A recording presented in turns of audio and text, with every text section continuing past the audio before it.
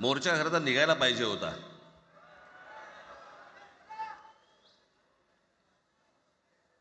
मराठी माणूस कसा सर्व बाजूने एकवटतो याचं एक चित्र मोठ्या प्रमाणावरती उभं राहिलं असतं.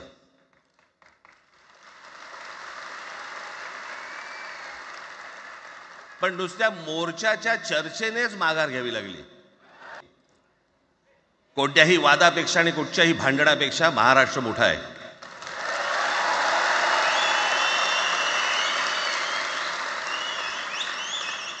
आज जवळपास 20 वर्षानंतर मी आणि उद्धव आम्ही एका व्यासपीठावरती आज येतो आहोत.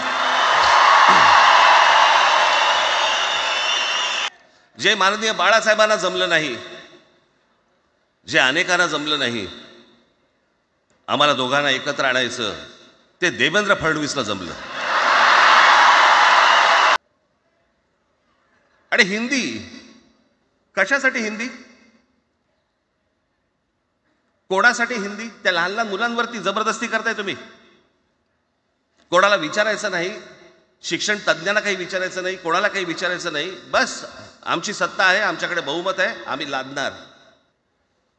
तुमच्या हातात सत्ता असेल ती विधान भवनात,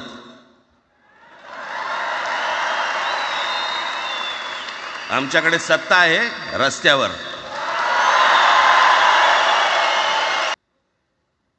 महाराष्ट्रात प्रयोग करून पाहिला तरी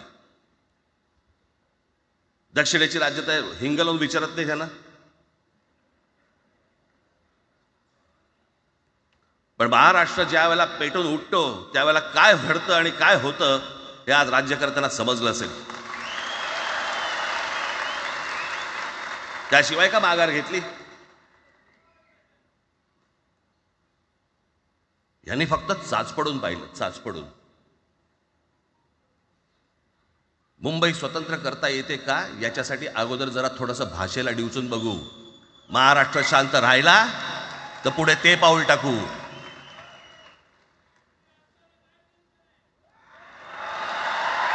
कोणाची माय व्हॅली आहे त्यांनी महाराष्ट्राला हात घालून दाखवावा, मुंबईला हात घालून दाखवावा.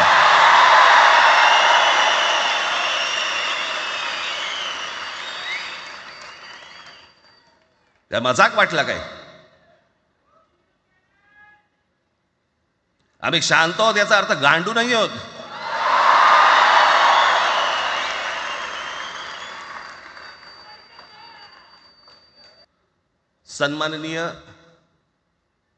माननीय बाळासाहेब ठाकरे आणि माझे वडील श्रीकांत ठाकरे हे इंग्रजी मीडियम मध्ये शिकलेले आहेत. या दोघांवरती तुम्ही मराठीबद्दल शंका घेऊ शकता का? परवा दिवशीचा एक प्रसंग सांगतो. एका व्यासपीठावरती तामिळनाडूमध्ये AR रहमान व्यासपीठावरती उभे होते, काहीतरी कार्यक्रम होता. त्या बाई तामिळमध्ये बोलत होत्या. अचानक ती बाई हिंदीत बोलायला लागली. त्याच्यावरती रहमानने तिच्याकडे असं बघितलं, बोलला हिंदी, आणि व्यासपीठावरनं खाली उतरला. त्यांना मराठी आली पाहिजे याच्याबद्दल वाद नाही. विनाकारण उठसूट काय मारामारी करायची गरज नाही आणि मारायची गरज नाही. पण जर जास्ती नाटकं केली तर कानाखाली आवाज काढलाच पाहिजे तुम्ही. एके दिवशी मी मातोश्रीला खाली बसलो होतो, दुपारची वेळ होती. अचानक 2 गाड्या लागल्या. साधारणपणे 3:30-4 वगैरे वाजले असतील. ते दरवेळेला नाव विसरतो मी. पुण्याचं कोणतो जावडेकर, प्रकाश जावडेकर आणि काही मंडळी आली. मला म्हणाले, राज बाळासाहेबांना अर्जंट भेटायचं आहे. म्हटलं आत्ता ते भेटणार नाही. म्हटलं ती त्यांची झोपायची वेळ आहे. नाही म्हणे अर्जंट आहे. म्हटलं नाही भेटणार. म्हटलं मी तुम्हाला सांगतो. म्हटलं काय विषय काय? म्हटलं मी बोलायचं काम करतो. म्हटलं काय विषय काय? आणि त्यांना सांगा मुख्यमंत्री पदाचा विषय झालेला आहे. म्हटलं अच्छा, अरे वा. म्हटलं काय झालं? सुरेशदादा जैन यांना दोन्ही बाजूने आम्ही ठरवलंय की त्यांना मुख्यमंत्री करायचं. एवढं फक्त बाळासाहेबांना सांगायचं. ठीक. मी वर गेलो. रूममध्ये काळोख, शांतता. आम्ही अरे तुरेमध्ये बोलायचो म्हणून मी हाक मारली. म्हटलं ए काका गाढ झोपले होते. म्हटलं काका उठ, ए काका उठ. माझ्या बघितलं माझ्याकडे. काय रे? म्हटलं नाही, ती सगळे खाली जावडेकर वगैरे सगळी मंडळी आली आहेत. म्हटलं बरं मग? नाही, ते म्हणतात ते मुख्यमंत्रीपदाचा विषय झाला आहे म्हणून. म्हटलं बघ, ते मला काय झालं? ते म्हणाले सुरेशदादा जैन यांना मुख्यमंत्रीपदासाठी दोन्ही जणांनी सांगितलं की करायचं म्हणून. असं माझ्याकडे बघितलं त्यांनी. त्यांना जाऊन सांग, महाराष्ट्राचा मुख्यमंत्री मराठीच होईल, दुसरा कोणी होणार नाही. खरं तर आज मोर्चा निघायला पाहिजे होता.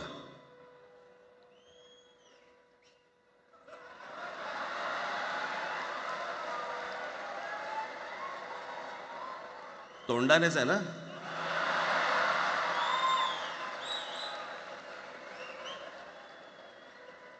बस बस. मोर्चा खरं तर निघायला पाहिजे होता.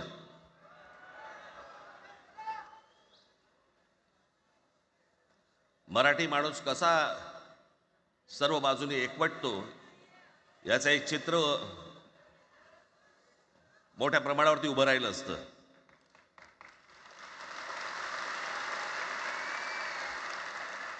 पण नुसत्या मोर्चाच्या चर्चेनेच माघार घ्यावी लागली.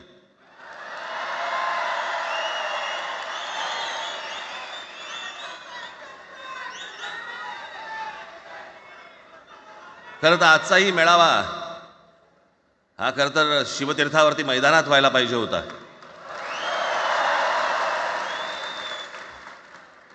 मैदान ओसंडून वाहिलं असतं अख्खं.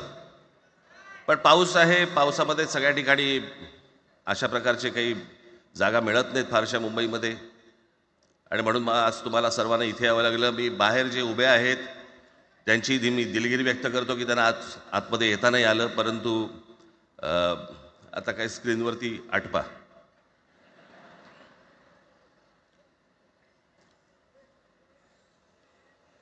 मी माझ्या मुलाखतीमध्ये एक म्हटलं होतं की ज्याच्यातनं या सगळ्या गोष्टी खरं तर सुरू झाल्या. आणि मी असं म्हटलं होतं की कोणत्याही वादापेक्षा आणि कुठच्याही भांडणापेक्षा महाराष्ट्र मोठा आहे.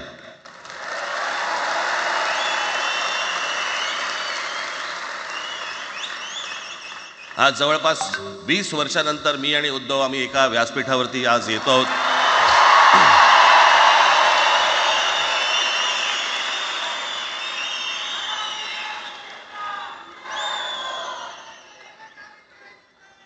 जे माननीय बाळासाहेबांना जमलं नाही, जे अनेकांना जमलं नाही, आम्हाला दोघांना एकत्र आणायचं, ते देवेंद्र फडणवीसला जमलं.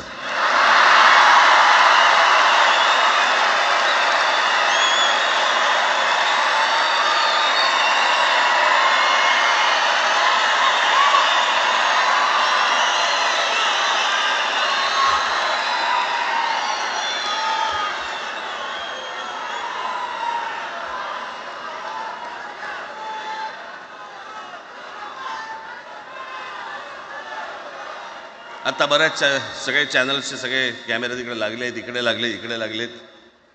आता संध्याकाळी सगळं सुरू होईल. आता काय वाटतं, काय दोघांची बॉडी लँग्वेज कशी होती? कोणी कमी हसलं का?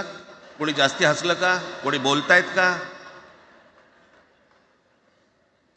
आपल्याकडे मूळ विषय सोडून इतर गोष्टींमध्येच फार रस असतो अनेकांना. खरं तर आजचा हा मेळावा, मोर्चालाही तीच घोषणा होती, आजच्या मेळाव्यालाही तीच घोषणा आहे की कुठचाही झेंडा नाही, मराठी हाच अजेंडा.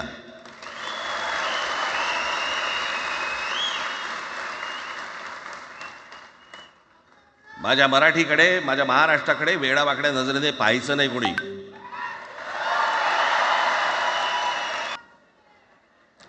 खरं तर हा प्रश्नच अनाठाई होता, काही गरजच नव्हती. हे कुठून अचानक हिंदीचं आलं मला काही कळलं नाही. मला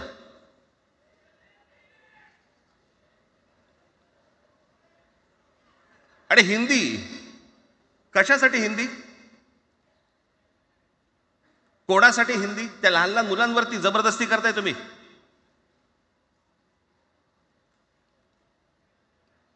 कोणाला विचारायचं नाही, शिक्षण तज्ज्ञांना काही विचारायचं नाही, कोणाला काही विचारायचं नाही. बस आमची सत्ता आहे, आमच्याकडे बहुमत आहे, आम्ही लादणार. तुमच्या हातात सत्ता असेल ती विधान भवनात,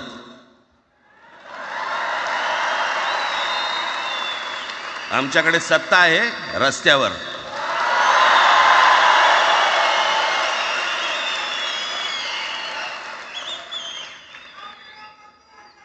एक पत्र लिहिलं, 2 पत्र लिहिली, नंतर ते दादा भुसे माझ्याकडे आले. मला म्हणाले की आम्ही काय म्हणतो एवढं समजून तर घ्या, एवढं काय म्हणतो एवढं ऐकून तर घ्या. म्हटलं दादा तुम्हाला एक गोष्ट सांगतो, तुम्ही काय सांगता ते ऐकून घेईन पण ऐकणार नाही.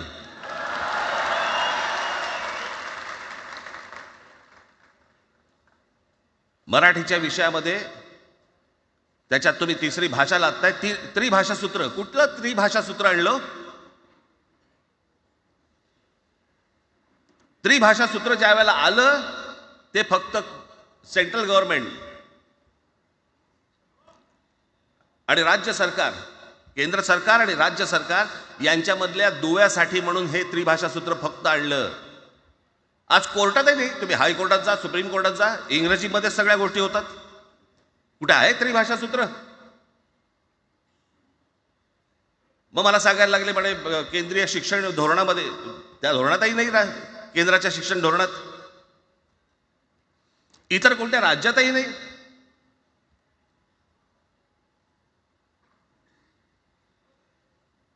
महाराष्ट्रात प्रयोग करून पाहिला तरी दक्षिणेची राज्य तर हिंग लावून विचारत नाही त्यांना. पण महाराष्ट्र ज्या वेळेला पेटून उठतो त्यावेळेला काय घडतं आणि काय होतं हे आज राज्यकर्त्यांना समजलं असेल. त्याशिवाय का माघार घेतली?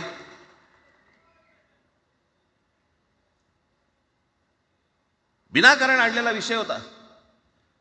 मी त्याशी त्या भुसेंना सांगितलं, म्हटलं मला सांगा उत्तर प्रदेश, बिहार, राजस्थान, मध्य प्रदेश कोणती तिसरी भाषा आणणार आहेत? खरं तर आणली पाहिजे.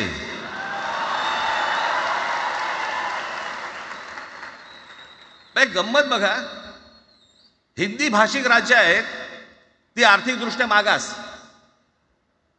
आणि हिंदी न बोलणारी जी राज्य आहेत ती आर्थिकदृष्ट्या प्रगत, आणि वर आम्ही हिंदी शिकायचं. यांना हिंदीतून राज्य नाही सांभाळता आली, यांना राज्यांचा विकास नाही करता आला. जी हिंदी बोलत नाहीत त्या राज्यांमध्ये, हिंदी बोलत असलेल्या राज्यांमधनं नोकरी धंद्यासाठी लोक इकडे येत आहेत आणि हे म्हणतात हिंदी शिका. कोणासाठी शिकायचं? 5वी नंतर काय हिंदी चित्रपट सृष्टीमध्ये जाणार आहेत पोरगा? कोणासाठी शिकायचं? हिंदी भाषेबद्दल मला वाईट नाही वाटत, भाषा कोणतीही श्रेष्ठच असते, उत्तमच असते. मग ती मराठी असेल, गुजराती असेल, तामिळ असेल, पंजाबी असेल, बंगाली असेल, हिंदी असेल, अजून कुठचीही असेल. एक भाषा उभी करायला खूप प्रचंड तपश्चर्या लागते, खूप लोकांची मेहनत असते. एक लिपी उभी करायला खूप प्रचंड ताकद लागते.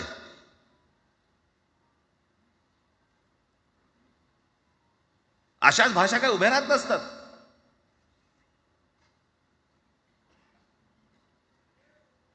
आणि या भाषेचं नवीन कुठून आणलं? त्याशी ते अमित शहा म्हणाले ज्याला इंग्रजी येतं त्याला पुढे म्हणे लाज वाटेल, म्हणे मला इंग्रजी येतं. अरे तुम्हाला नाही येत?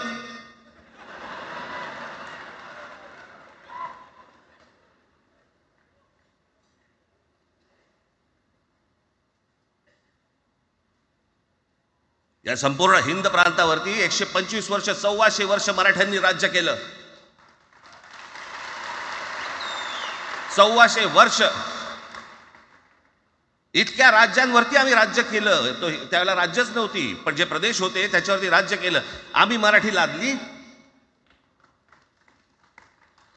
गुजरातवरती, मध्य प्रदेशवरती, राजस्थानवरती, पंजाबवरती, इतर सगळ्या प्रांतांवरती, जिथे जिथे म्हणून अटोकपर्यंत पोहोचले होते मराठा साम्राज्य. आम्ही लादली? अरे हिंदी भाषा आहे, 200 वर्षापूर्वीची भाषा आहे, महाराजांच्या काळात पण नव्हती.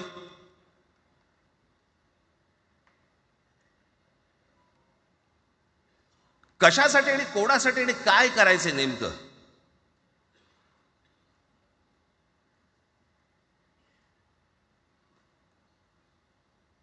यांनी फक्त चाचपडून पाहिलं, चाचपडून. मुंबई स्वतंत्र करता येते का याच्यासाठी अगोदर जरा थोडंसं भाषेला डिवचून बघू. महाराष्ट्र शांत राहिला तर पुढे ते पाऊल टाकू.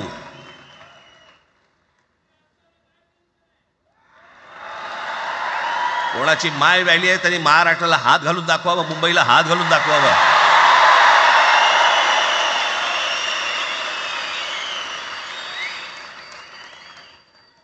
त्या मजाक वाटला काय? आम्ही शांत आहोत याचा अर्थ गांडू नाही आहोत.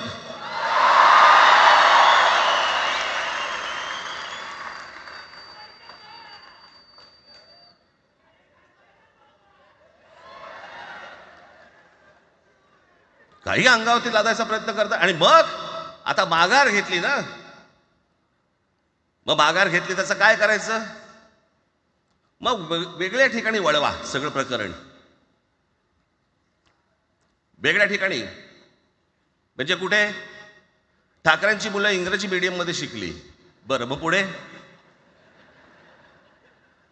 म्हणजे दादा भुसे मराठी मीडियम मध्ये शिकून शिक्षण मंत्री झाले, देवेंद्र फडणवीस इंग्रजी मीडियम मध्ये शिकून मुख्यमंत्री झाले. कुठे काय शिकले याचा काय संबंध?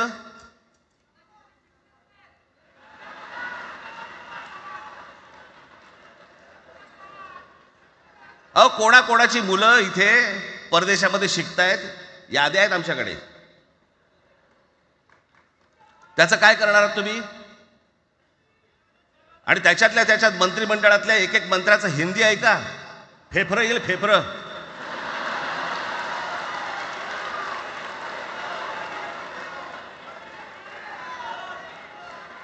हे असले प्रश्न महाराष्ट्रातच विचारले जातात. आता मी तुम्हाला अजून एक गोष्ट सांगतो.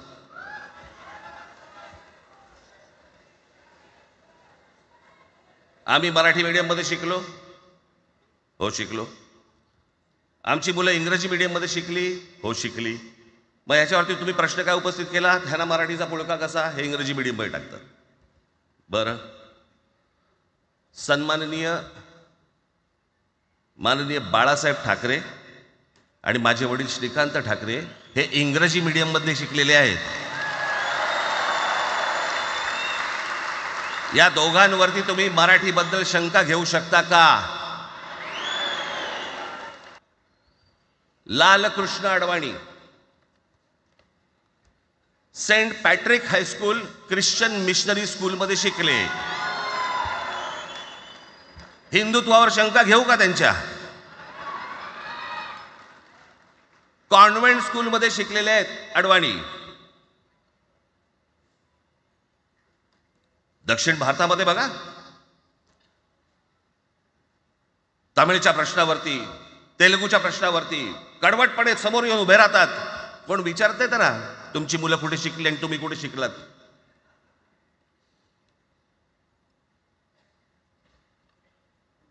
उद्या मी हिब्रू भाषेत शिकीन आणि मराठीपणाचा कडवट अभिमान बाळगीन, काय प्रॉब्लेम आहे?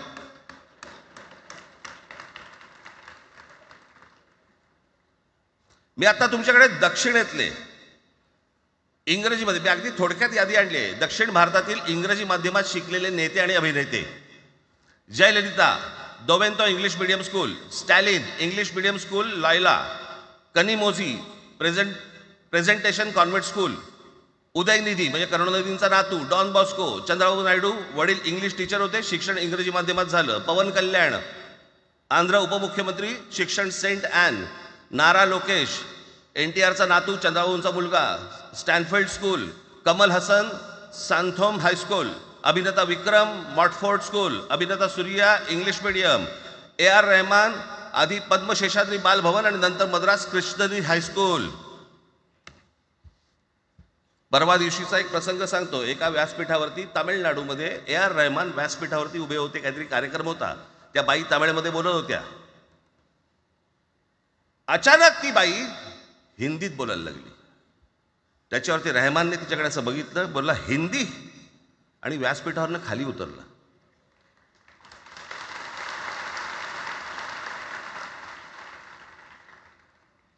तुमचा कडवटपणा हे तुम्ही शिक्षण कुठे घेतले याच्यावरती नसतो, तो कडवटपणा तुमच्या आतमध्ये असावा लागतो. म्हणजे बाळासाहेब इंग्रजी मीडियममध्ये शिकले, इंग्रजी वर्तमानपत्रामध्ये व्यंगचित्र काढायचे, पण मराठीचा अभिमान याच्या बाबतीत कधी तडजोड नाही केली.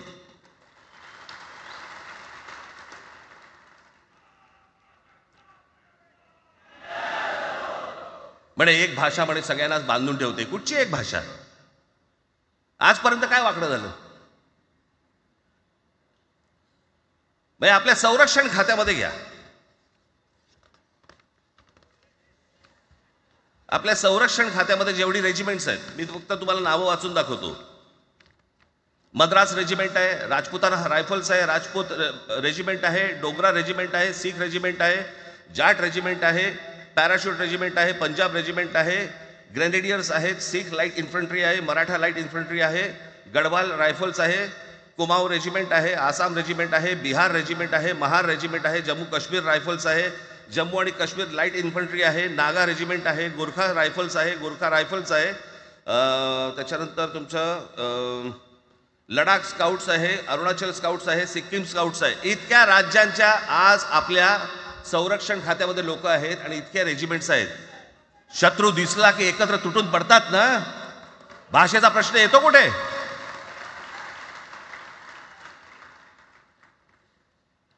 या देशामध्ये जेव्हा भाषावार प्रांतरचना झाली तीच या गोष्टींसाठी झाली ना, की प्रत्येक भाग तसे भाषांचे होते म्हणून.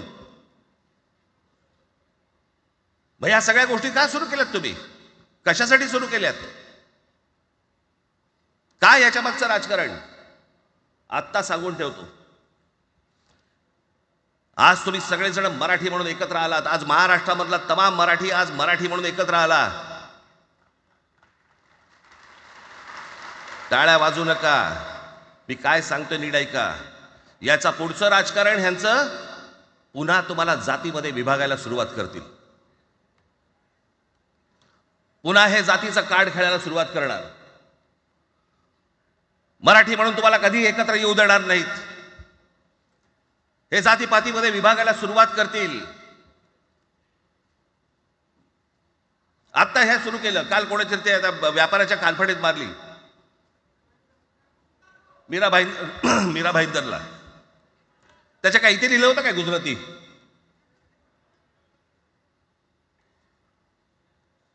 पण एवढंही आपल्याकडे काही जे चॅनलमध्ये, मराठी नाहीत इतर चॅनलमध्ये, हिंदी आणि याच्यात गुजराती माणसाला मारला. कुठच्या गुजराती माणसाला मारला? बाचाबाचीमध्ये समोरचा गुजराती निघाला, इकडचा मराठी निघाला. त्याच्यामध्ये काय गुजरात्यानं मारलं का? केवढे व्यापारी आहेत. अजून तर काहीच केलेलं नाही.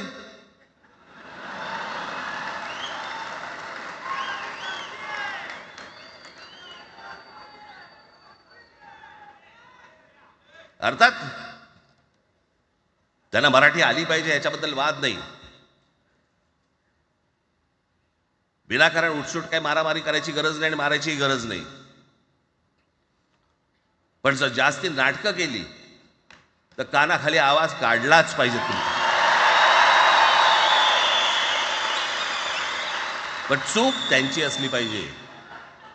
आणि एका गोष्टीचं लक्षात ठेवा, अशी कधी गोष्ट कराल त्याचे व्हिडिओ काढू नका.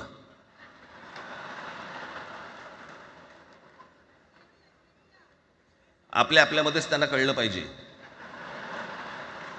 कळलं का? मारणारा कधी सांगत नसतो, मार खाणारा सांगत असतो मला मारला म्हणून. त्यांना सांगू देत. पण याचा अर्थ उठसूट कोणालाही उगाच मारायचं काही कारण नाहीये. अनेक लोक आहेत, अनेक गुजराती लोक आहेत, माझ्या अनेक परिचयाचे आहेत. माझे एक मित्र आहेत नयन शाह म्हणून, त्याला मी गुजराठी म्हणतो. तुमचा विश्वास बसणार नाही इतकं अप्रतिम मराठी तर बोलतोच, विनोदाचंही अंग आहे. आणि शिवाजी पार्क मैदानामध्ये फिरताना कानाला हेडफोन लावून पु ल देशपांडे ऐकणारा गुजराती आहे.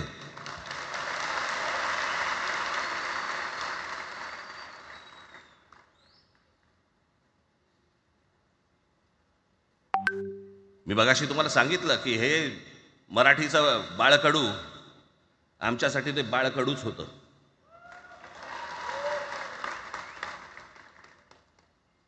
मी मागे एक प्रसंग सांगितला होता, आज मुद्दा म्हणून तो प्रसंग सांगतो आपल्याला की हे आमच्या धमन्यांमध्ये आलं कुठून. मी एवढा महाराष्ट्रासाठी मराठीसाठी कडवट का झालो. लहानपणापासूनचे अनेक प्रसंग आहेत माननीय बाळासाहेबांबरोबरचे, पण मी एक प्रसंग कधीही विसरणार नाही आणि तो 1999 सालचा आहे. त्या 1999 साली शिवसेना भारतीय जनता पक्षाची युती सरकार येणार नाही अशी परिस्थिती होती.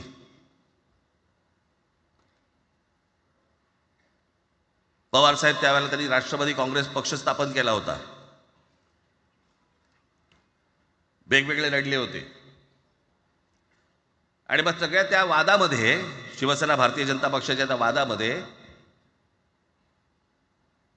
काहीच होईना. दिवसामागून दिवस चाललेत परंतु काही होईना. एके दिवशी मी मातोश्रीला खाली बसलो होतो, दुपारची वेळ होती. अचानक 2 गाड्या लागल्या. साधारणपणे 3:30-4 वगैरे वाजले असते. ते जरा वेळेला नाव विसरतो मी, कोणाचं कोणतो, जावडेकर, प्रकाश जावडेकर आणि काही मंडळी आली. मला म्हणाले, राज बाळासाहेबांना अर्जंट भेटायचं आहे. म्हटलं आत्ता ते भेटणार नाही, म्हटलं ती त्यांची झोपायची वेळ आहे. नाही म्हणे अर्जंट आहे. म्हटलं नाही भेटणार. म्हटलं मी तुम्हाला सांगतो. म्हटलं काय विषय काय. म्हटलं मी बोलायचं काम करतो. म्हटलं काय विषय काय. आणि त्यांना सांगा मुख्यमंत्री पदाचा विषय झालेला आहे. म्हटलं अच्छा, अरे वा. म्हटलं काय झालं. सुरेशदादा जैन यांना दोन्ही बाजूने आम्ही ठरवलंय की त्यांना मुख्यमंत्री करायचं. एवढं फक्त बाळासाहेबांना सांगायचं. ठीक. मी वर गेलो. रूममध्ये काळोख, शांतता. आम्ही अरे तुरेमध्ये बोलायचो म्हणून मी हाक मारली. म्हटलं हे काका गाढ झोपले होते. म्हटलं काका उठ. ए काका उठ. बघितलं माझ्याकडे. काय रे. म्हटलं नाही, ती सगळे खाली जावडेकर वगैरे सगळी मंडळी आली आहेत. म्हटलं बरं मग. नाही ते म्हणतात ते मुख्यमंत्री पदाचा विषय झाला आहे म्हणून. म्हटलं मग ते मला काय झालं. ते म्हणाले सुरेशदादा जैन यांना मुख्यमंत्री पदासाठी दोन्ही जणांनी सांगितलं की करायचं म्हणून. असं माझ्याकडे बघितलं त्यांनी. त्यांना जाऊन सांग महाराष्ट्राचा मुख्यमंत्री मराठीच होईल, दुसरा कोणी होणार नाही.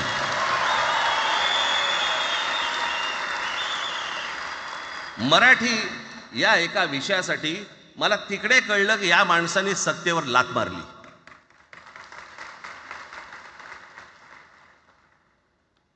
हे संस्कार ज्या पोरावरती झाले असतील तो मराठीसाठी तडजोड करेल काय. बाकी सगळ्या युत्या आघाड्या सगळ्या कुठच्याही गोष्टी होत राहतील. महाराष्ट्र, मराठी माणूस, मराठी भाषा याच्यावर तडजोड होणार नाही. कोणत्याही परिस्थितीत होणार नाही. याच्या पुढे देखील तुम्ही सर्वांनी सावध असणं पण गरजेचं आहे आणि सतर्क असणं पण तेवढंच गरजेचं आहे. पुढे पुढे काय काय गोष्टी घडतील, काय काय गोष्टी होतील कल्पना नाही. परंतु मला असं वाटतं की ही मराठीसाठीची एकजूट ही कायम राहावी आणि महाराष्ट्रामध्ये माननीय बाळासाहेबांचं जे स्वप्न होतं ते पुन्हा साकारावं अशी एक आशा, अपेक्षा आणि इच्छा व्यक्त करतो आणि आपल्या सर्वांची मी रजा घेतो. धन्यवाद. जय हिंद, जय महाराष्ट्र. अशाच नवनवीन अपडेट्ससाठी डिजिटल कोल्हापूर चॅनेलला सबस्क्राईब करायला विसरू नका.